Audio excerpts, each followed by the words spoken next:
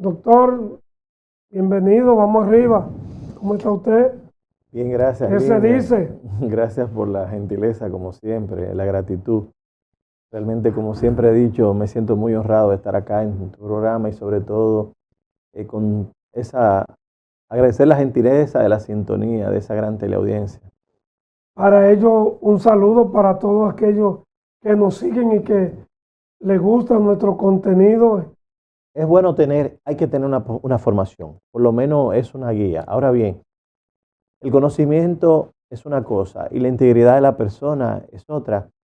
La integridad sin conocimiento es débil. Ahora, el conocimiento sin integridad es peligroso. Lo que habría que ver si la persona, por ejemplo, es preparada y tiene las intenciones realmente de ayudar a construir un país mejor, con certeza que es loable.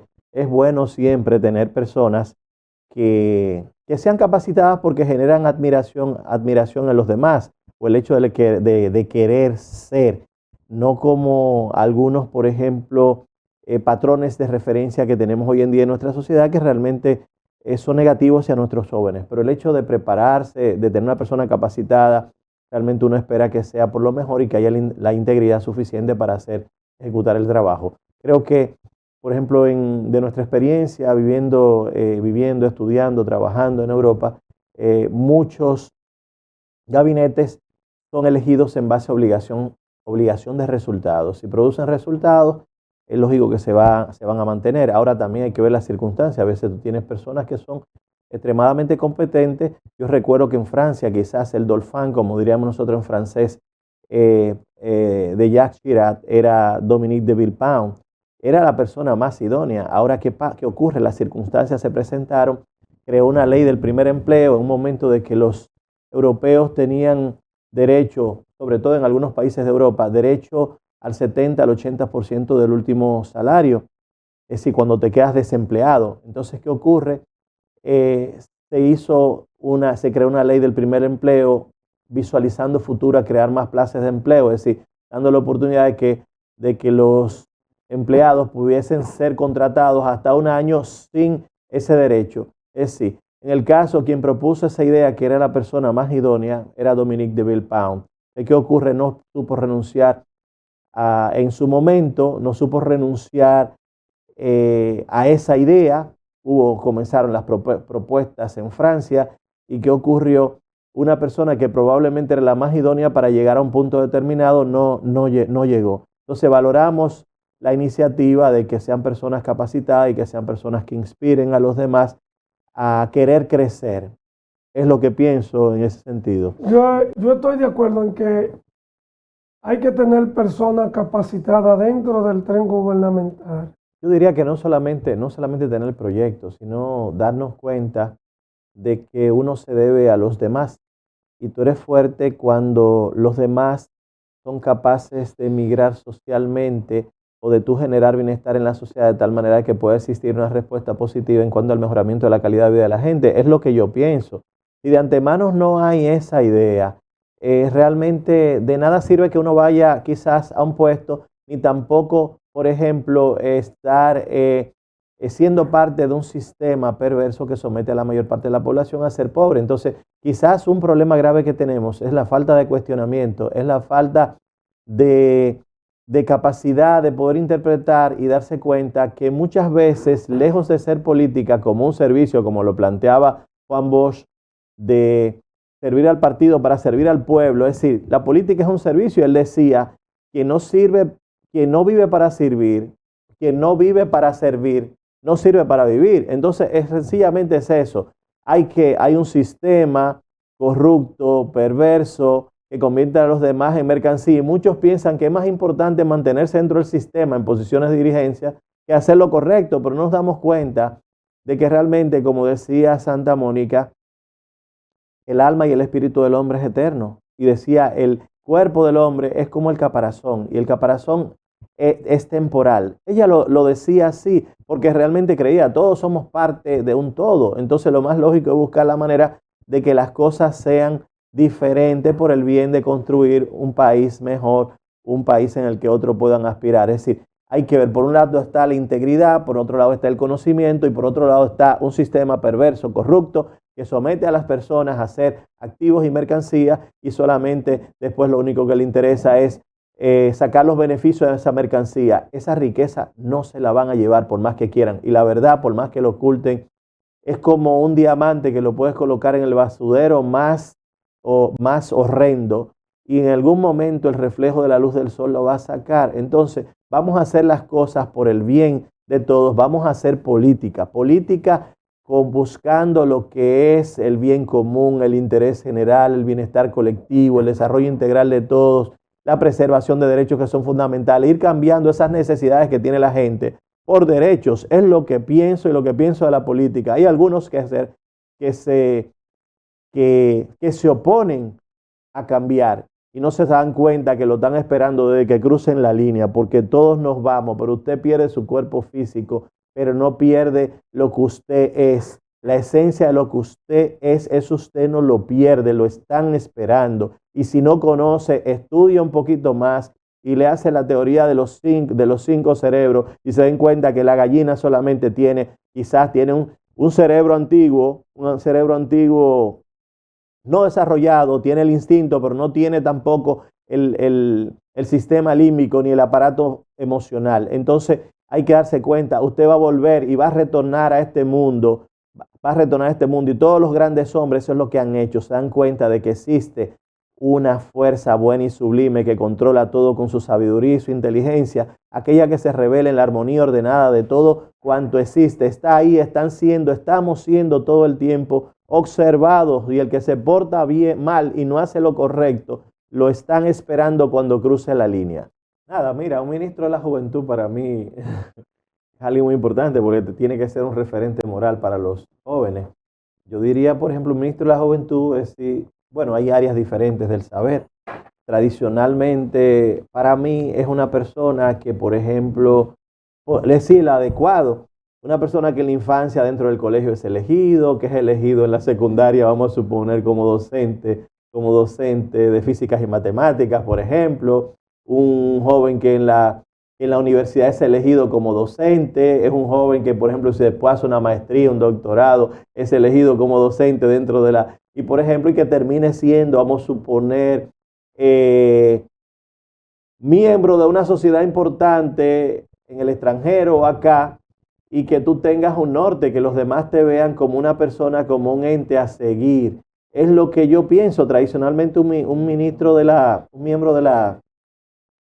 juventud debe ser un muchacho o un joven que a los 30 que duró formándose, estudiando hasta los 36 años más o menos aproximadamente, y que a los 42 ya es una persona realizada o una persona que podría ser un ente de referente para los demás. Es lo que pienso con relación a la juventud. Así que tú no puedes nombrar a cualquier persona, tiene que ser un tipo brillante. Yo recuerdo que en la universidad uno tiene referentes. Mi referente era una persona que había sido una persona, un joven que había sido magna cum laude, en ese momento estaba en Marsella, había dejado un historial dentro de la universidad y era un norte a seguir. Yo espero que este joven haya tenido por lo menos un currículum parecido, ¿tú entiendes? Es lo que pienso, no sé. Tú vas creando algo, pero una parte importante es la observación. A veces tú no hablas, luego tú cuando tienes el dominio, entonces, ¿qué es lo que ocurre? Por ejemplo, ¿quién podría ser un referente a nivel, por decirlo así, algunos de los asistentes que han sido asistentes de nosotros y han sido brillantes? Por ejemplo, el doctor Germán Almonte, por ejemplo, un muchacho que se presenta a UCMLI, saca 99, saca en el STEC 2, saca 99, le ofrecen un contrato en Estados Unidos en la Universidad de Texas y no le dan los 5 años, termina siendo, por ejemplo, el número 7 y tienen que ofrecerle un año de los 5 años, y que después termina en el estado de Luisiana con un contrato de $420,000 al año. Eso es un referente. O lo puede ser, por ejemplo, Milton Emanuel de Jesús, que hoy en día es, vamos a suponer, su jefe de un servicio dentro de la medicina. Entonces vamos a agregar a ir a otra área. La gente no aprende porque tú le digas, la gente ve aprende de ti porque te ve que tú eres una persona brillante. Ahora, y que quiere ser como tú y que lleva, con todo el respeto, una vida digna de ser admirada. Eso es un ministro de la juventud. No, pero tiene que tener una vida social, Sí. una vida social ligada a la juventud. Limber, mira, estoy de acuerdo contigo en muchas cosas. Ahora tú es el que vas a colocar, es el que es elegido por la mayoría. A veces tú tienes un estudiante, por ejemplo, viéndolo así sencillo, un estudiante que saca promedia 97 puntos. Pero ¿qué ocurre? Es solo para él. ¿A cuál es que tú vas a involucrar? Aquel que tú dices que comparte lo que siente, aquel que tiene aquella sensibilidad por el otro, aquel que se preocupa porque el otro sea correcto. De eso es que estamos hablando. Sí, es lo que digo. De eso es que estamos hablando. Porque, por ejemplo, usted, doctor, usted tiene un buen currículo dentro de la medicina y dentro de la estética. Bueno, pero una cosa es el doctor Franklin de Jesús en su currículo de él, en su labor, y una cosa es el Franklin de Jesús al servicio de la sociedad. Estoy totalmente de acuerdo, no totalmente de acuerdo contigo, sino es lo que es sí, que las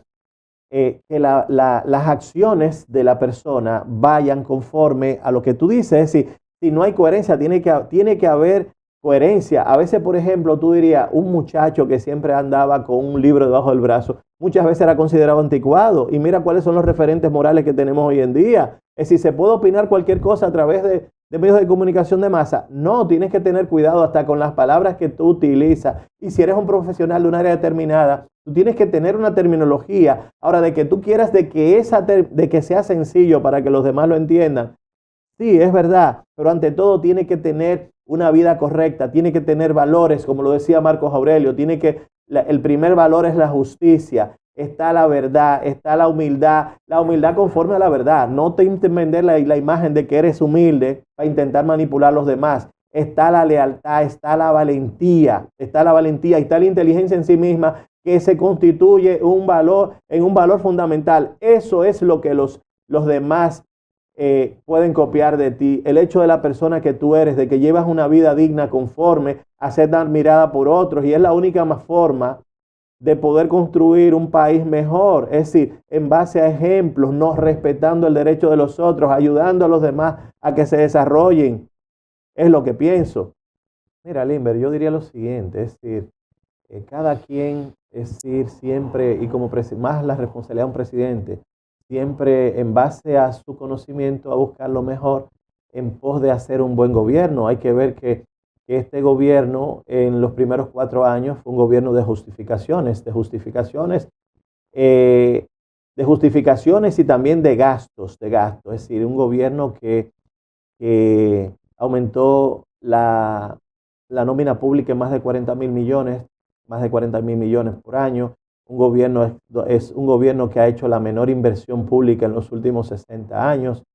¿Qué te quiero decir? Uno espera de que lo haga bien. Ahora no va a haber justificaciones, es decir, no va a haber justificaciones. Sí.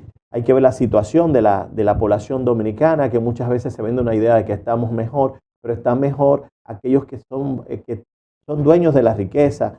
Entonces, ¿qué ocurre? Uno espera lo mejor. Ahora, retornando a aquello que hablamos, mira, el eje central, y perdón, no me estoy saliendo del tema, sino el eje central de todo el sistema educativo es el profesor. Y yo recuerdo, por ejemplo, he leído cuando Albert Camus recibió el Premio Nobel de Literatura, él tuvo la oportunidad, muchos de ellos tienen la oportunidad de llamar, por ejemplo, a su mamá, a su padre, y Albert Camus eligió hacer una carta a Louis Alger en África. Porque él dijo sencillamente, porque ese profesor se dio cuenta de que ese estudiante tenía una habilidad natural, un tipo de inteligencia,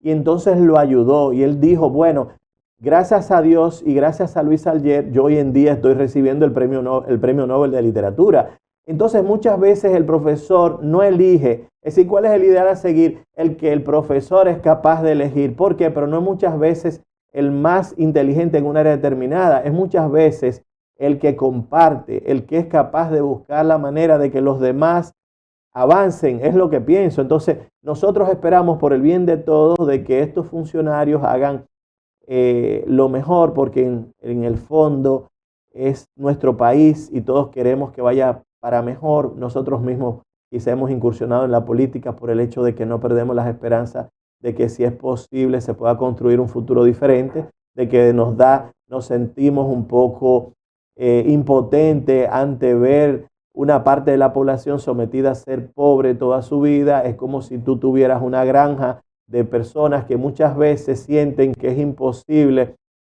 luchar en contra de un sistema perverso, corrupto, clientelar, asistencialista, que lo único que genera es pobreza porque somete a los demás a ser pobres. ¿Cómo? Lo convierte en activos, en mercancía, y luego lo que le interesa es cambiar, sacar los beneficios de esa mercancía. Entonces, ¿qué pasa? Eso se llama sometimiento, eso no se llama liberación. Entonces tú sometes a los demás a ser pobres y terminan siendo pobres y también heredando la pobreza, puesto que continúan con el mismo trasfondo social y la misma desigualdad de oportunidades. Entonces es cambiar. Cambio significa otra cosa. Cambio no es lo que nos han vendido. Cambio tiene que ver cuando usted convierte al otro en productivo, cuando la persona es capaz de producir bienes y servicios, generar riqueza, autonomía, desarrollo y capacidad de suplirse todas sus necesidades básicas. No entienden lo que es cambio. Cambio, ¿quiénes hacen cambio? Los países que hoy en día son ricos, porque han entendido que el capital y el activo más importante es la gente, son las personas. Sin la gente no es posible avanzar.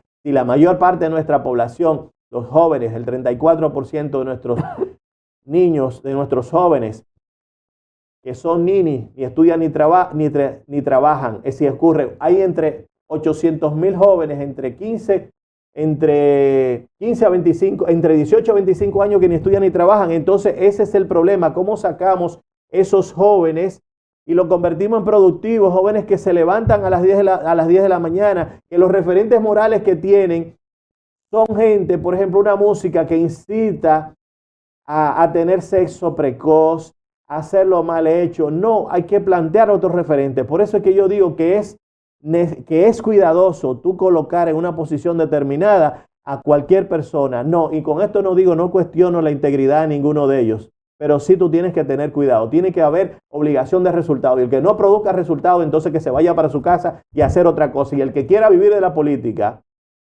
sencillamente no sirve. Esto es un servicio, y el servicio usted lo hace a cambio de nada, no esperando a nada, sino la satisfacción, el bienestar, la sensación de sentirse bien porque usted ha hecho algo por otro, por otros, porque usted ha hecho una política que ha transformado la vida de una región determinada, porque usted actúa conforme a proteger lo que es común, los recursos que deben ser destinados para tener un buen desarrollo humano, un buen desarrollo económico local de nuestras comunidades, un buen sistema de justicia, un buen sistema de educación, de salud, un buen desarrollo a nivel de aparato productivo. Eso es política. Lo demás es que es servilismo voluntario, politiquería y lo que se llama clientelismo. Eso es contrario a la política, y eso tenemos que entenderlo, tiene que entenderlo la gente. Por lo contrario, si la gente no cambia el pensamiento, si no cambiamos la cultura, es muy difícil, y es lo que nosotros no perdemos la esperanza de que en algún momento las cosas sean de otra manera.